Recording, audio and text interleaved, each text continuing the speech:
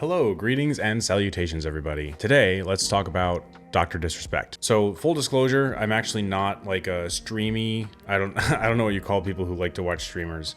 I'm more into YouTube. So I don't watch a lot of streamers. Dr. Disrespect really is not my cup of tea. He's very good, obviously, what he does. I kind of considered him like the Mr. Ballin of streaming. One of the first really big successful like outside brand deals, stuff like that. But I do have some thoughts on these allegations / the things he admitted to over the last couple days. So let's put on your thinking cap with me, right? Okay. We're gonna think outside the box here. I don't know all the details about this. All the details have not been released about this. So I am going to probably get things wrong, but I want to paint a picture of why it's unhealthy to see something like this, an accusation that seems to be leading to one direction, and immediately jump on it and just start calling this guy a pedophile, even though that's really not what's happening yet. This video may not age well. We'll see, what the next week entails as far as more coming out or that kind of thing. So again, take it with a grain of salt, put on your thinking cap. I want to do some critical thinking here and dissect exactly what's happening, what he said in his post, and kind of see what exactly has been said. Not necessarily give him the benefit of the doubt. I just for the sake of the argument, this is a more healthy way of processing this information than just screaming about it on Twitter, like most of you have been. So let's see what this looks like. So you can go read the whole thing on your own. I am not going to read the whole thing here. It's very long, but detailed. I appreciated that. First off, usually the first step in one of these kinds of situations is for this person to, whoever it might be, being accused of this, to run, to, try to have like a little 2-sentence PR statement or something like that and not give any details. So from an immediate standpoint, this is where my brain was first when I first read this, was points to Dr. Disrespect because he was willing to formally admit to the thing. Which again, if this doesn't age well, then he was very stupid to admit the thing. But because of this piece that I'm going to read to you, I am making the argument that he is actually not admitting to actually being a pedophile like you all think he's admitting to. He admitted to something completely different, and I'm going to demonstrate why I think that's the case, or why it might be the case, and why we should be looking for that to be the case versus just immediately slamming him into being a pedophile. Because there are people who are pedophiles and who do want to do this stuff, and they should be dealt with appropriately. However, whatever comes to your mind. But that is not the case here. This is not the same thing as Chris Hansen. Chris Hansen, To Catch a Predator, that's what we all think of when we hear about this kind of situation, but that's not what's happening on this case. So let's read it. About halfway down in his post, he says, were there Twitch whisper messages with an individual minor back in 2017? That's very specific. Again, this is June 26th at 4:30 p.m. So I'm reading whichever version of this is currently public. That's what I'm reading. The answer is yes. Were there real intentions behind those messages? The answer is absolutely not. These were casual, mutual conversations that sometimes leaned too much in the direction of being inappropriate, but nothing more.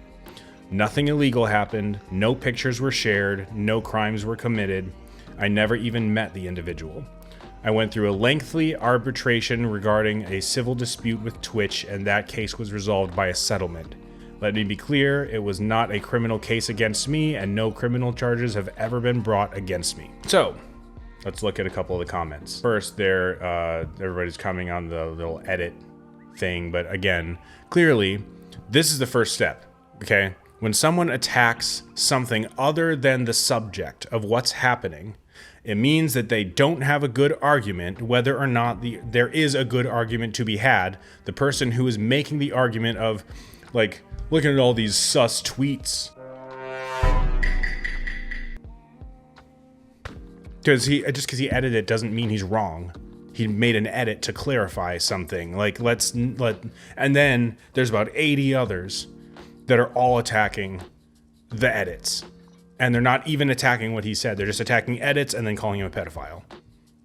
And that's it. Like, that's, first off, really, really bad start for y'all, and really good start actually for him, because he clarified what he was talking about, and he specifically stated there was nothing brought against him, there was no photos shared, there was not enough. What he's getting to in this statement, I believe, because it says, let me be clear, it was not a criminal case against me, and no criminal charges have ever been brought against me. What he is saying is not, I am innocent because no one has charged me, which is kind of what it sounds like. Again, take it with a grain of salt, relax. What I think he's saying is, we went through this arbitration process and there was not enough evidence because nothing happened to actually bring criminal charges against me. So therefore, yes, this conversation did lean towards being inappropriate, and hold your thought there because I do have an explanation for what I think that might mean. I used to work at camp. I worked at a camp in upstate New York with the school I went to for years, for 4 or 5 years. And legally, there are conversation topics. There are certain, I guess, gestures, I'd call them, like hugging a certain, hugging the opposite gender of an age XYZ years younger than you, sitting on the same platform as a kid within the cabin. Even like it was illegal in New York to the point where if I were to sit on the bed next to one of these campers, I think I was probably 23 at the time, and they would have been probably between 8 and 12. That would be illegal, because like it was very, very strict on how these like children's camp counselors interacted with campers, which is healthy. That's good. I mean, New York goes a little over the top in almost everything they do. They did go a little over the top, but with some things, like your camper's not supposed to be 10 feet away from you at any point and you can be fined. Like, that's a little crazy. But just for this little portion here, I've worked with kids before for many years in a professional setting, trained in the law regarding how I am to interact with these children, observing them overnight. I mean, I had kids with like insulin. I had to take care of them. Like, I've been in this situation before. It's the closest I can think of to him maybe messaging a fan who's a minor and it leaning towards something inappropriate. And again, hold that thought. I'm going to define that in a second because I think I know what he's talking about. So all that to say, what I think he's getting at is there was not enough evidence because nothing happened to actually bring criminal charges. So therefore, relax. I'm pretty sure that's what he's trying to get to. See, and even stuff like this, somebody quoted, were there real intentions behind these messages? Absolutely not. With this photo. Like, yeah, it's the internet. It's funny. People are going to make jokes about it. Whatever. People are just screwing around on Twitter, as they should. But this does not help in this specific situation, because usually, yeah, I'm all for the joking around on Twitter and the nonsense that's on Twitter, and it's all kind of a big meme at this point. But this is like a guy's livelihood, and it's all coming out on Twitter. And then stuff like this is like, again, not actually making a statement. It's a reaction photo, like a meme reaction photo. So there's nothing being stated, because memes aren't a statement. Memes are like an implied reaction from a photo, right? It's how you interpret it. And he's not even making an argument against what he said. Like, there's no real argument here, but it's a facade of an argument, because people are seeing this. 67,000 likes, 3.8 million views, 1K retweets. People are seeing it, and people are agreeing with it. So, I mean, maybe it's true. I don't know. Like I said, maybe this video will age really badly. But this is not actually saying anything. This is not making a formal statement about your opinion on what this is, or a way to distill the information that Dr. Disrespect posted into what probably the truth is, because that's what we need to find out, right? I was talking with one of my friends, Tiger, and I'll link him in the description too, because we were talking about this, and I bring up Tiger because he is a streamer and he's really good at it. The reason I bring that up is because he plays Fortnite. I play a lot of Minecraft, Doom, Dusk, that kind of thing. He plays a lot of Fortnite. And Fortnite has a lot of younger age fans, watchers on Twitch. So for a while, the group that, I mean, I kind of try, I don't know much about Fortnite. I try to hype him up if I can, you know what I mean? I try to be a good, you know, friend in that way. But a lot of his group, he had a solid group of, you know, between 8 and 12 watchers for about a year and a half or so. A lot of those underage kids that looked to Tiger because he was a very peaceful person in their life. They could kind of escape their real life to watch him and kind of interact with him. They could play games with him. Like it was a brain release, right? It's the same thing as watching a TV show or something, maybe escaping from a life that you can't escape yourself.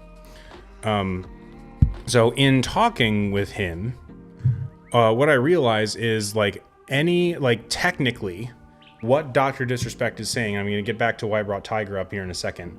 What Dr. Disrespect is saying right here, these were casual mutual conversations that sometimes leaned too much in the direction of being inappropriate, but nothing more.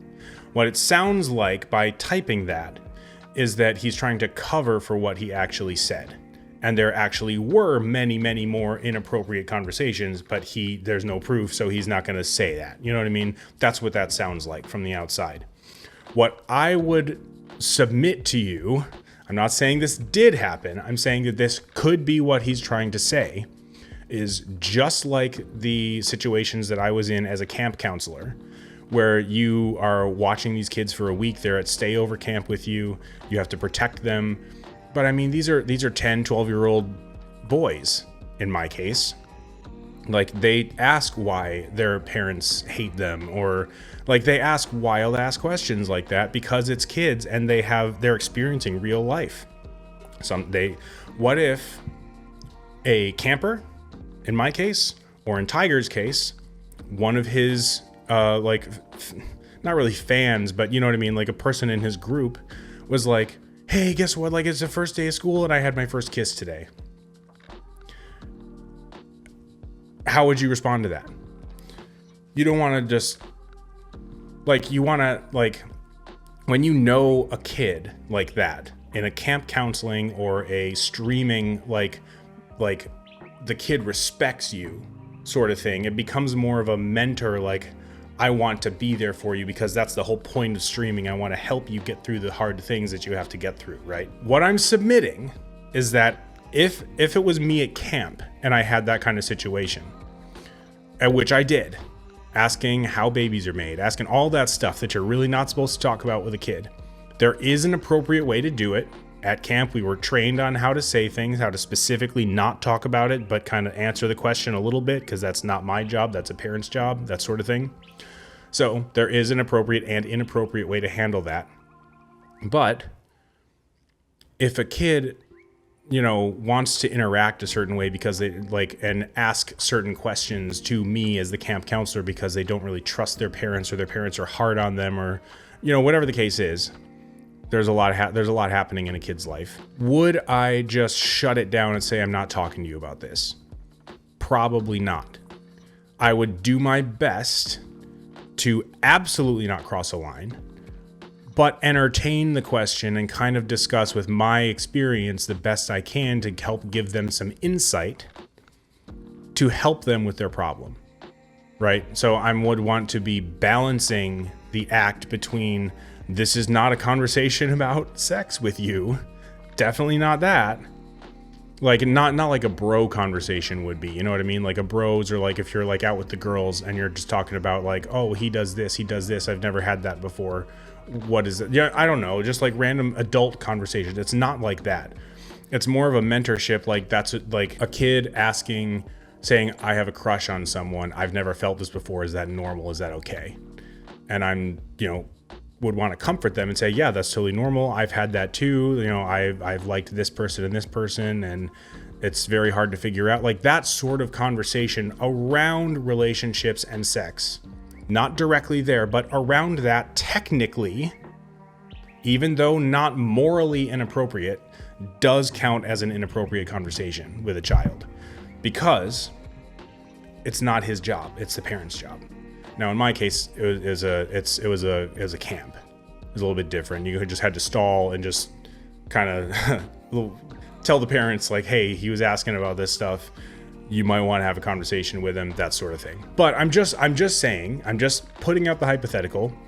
A lot of his watchers are underage, and having a conversation like that from a child to an adult man that they respect and have fun with on stream and feel relaxed around can cross over between what should and shouldn't be inappropriate. I think if that's the case, again, this video might age badly, but if that's the case with this, it could be that that's all that happened. That's what he's trying to communicate here without sharing the exact conversation, because you really can't do that. I don't know. I'm just saying. I'm trying to give him the benefit of the doubt, because clearly he says there was no images sent, there were no criminal charges, pressed or anything like that. And the way he says it implies to me that because nothing actually happened, there was no evidence to be found. That's the only thing I can think of, is if possibly he was having deep conversations with some of these minors, whatever that might be, between 12 and 17, because Twitch allows minors on all of their platforms, even with titty streams and bikini, what do they call, hot tub streams. No one's attacking them. It's a whole different topic, but anyway. I'm just saying, deep conversations tend to have deep topics. And when you have deep topics, you have hard questions, and you have things that are difficult to navigate sometimes. And I think what this is a demonstration of Dr. Disrespect probably trying to do his best with some of his followers, being the very famous person that he is. Again, he never met this person. And then just making a bad call on where to end the conversation. That's what it seems like up to this point, up to June 26th at 4:42 p.m. Based on this information, that's my assessment of what seems to be happening here. No one actually read that thing. I mean, I'm sure they read it, but no one is processing this information on exactly what he said, line by line, bullet point by bullet point, sentence by sentence.